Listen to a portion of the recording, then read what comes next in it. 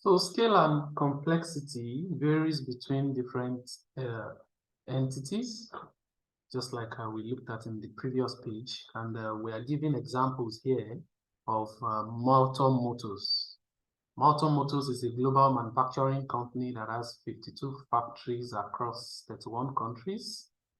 Each factory mass produces specific products that may then be shipped to other factories as required. So sometimes they will have to ship some products from factory to factory, depends on where these factories are located.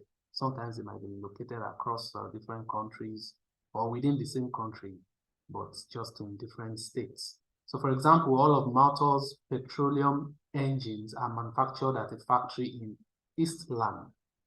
Remember, we are in a round land. So the engine factory's inbound logistics focus on the procurement of engine and parts. Internal logistics manages the inventory of parts and materials, supplying the factory when required.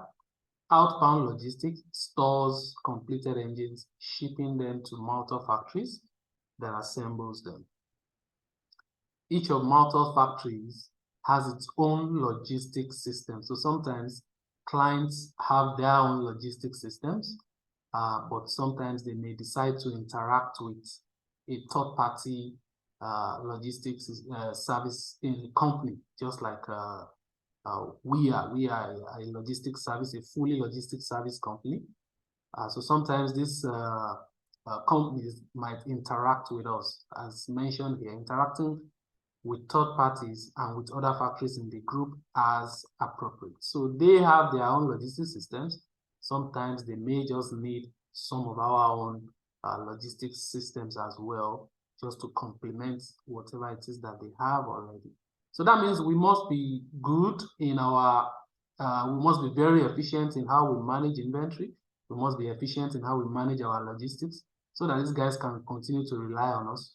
Our security must be uptight, and we must use the latest technology. Sometimes they might not, these countries might be too focused, these companies might be too focused on whatever it is that they are producing and manufacturing, and they don't have time to automate a lot of things and set up lots of systems. So that's where we come in. So we also complement what they do. So it's a complete ecosystem, and we are part of the ecosystem. We need to understand our role within the ecosystem. Malta's logistics are complicated by the need to ship often heavy and expensive components and assemblies between factories. So this is a need, and this is one of the areas where we come in. This is where we come in. This is where we are good at. We can assist with all of these things, as you see later on in the subsequent pages. We have different railway lines. We have different connections with ship. We can arrange shipping transport. We can arrange rail transport. We can arrange road transport. That's who we are. That's who Daystroke is. We manage the logistics efficiently. We plan them and we implement controls efficiently. So that's who we are. Malta's cars must then be shipped to dealers in many countries where Malta's cars are sold.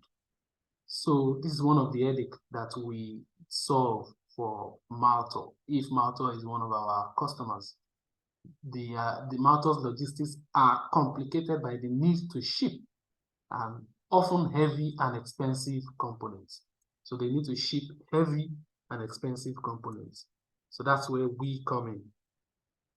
We'll look at Daystroke shortly, but right now we're still looking at the industry. So these are examples of companies that deal with logistics services companies. We also have Murdoch Supermarkets. Murdoch Supermarkets is one of the largest supermarkets in Roundland. It has 1,270 stores and 37 warehouses in the country.